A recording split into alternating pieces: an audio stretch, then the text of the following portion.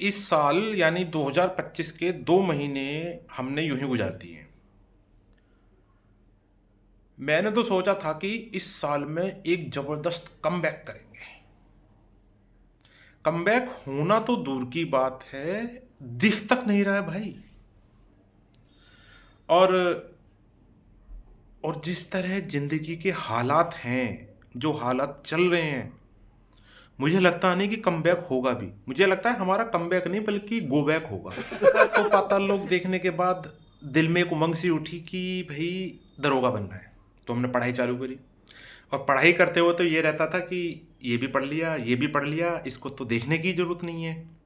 और जब पेपर देने गए तो वहाँ जो क्वेश्चन आए उन्हें देख के ऐसा लगा ये तो आता नहीं, ये भी नहीं आता, ये तो साला देखा तक नहीं।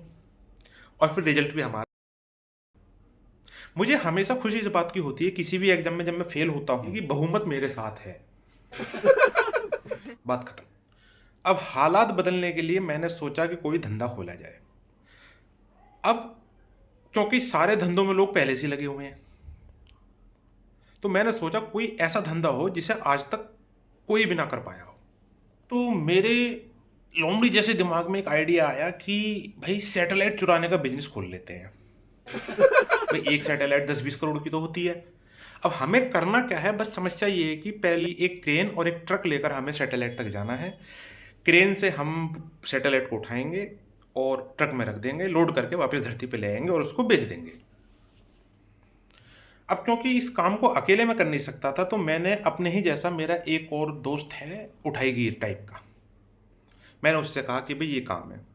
वो साला तो डर गया, कहने लगा मैं तो खेतों में घुस के फसलें चुरा के ही अपना गुजारा कर लूंगा, तुम्हारे इस धंधे में मुझे साथ नहीं आना। देखा कैसे दोस्त ने, टाइम आने पे साले सब अलग हो जाते हैं।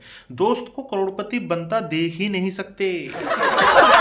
ऐसा दोस्त बिल्कुल भी नहीं चाहिए जिसकी वजह से हमें अपना इतना करोड़ों का प्लान ड्रॉप करना पड़े।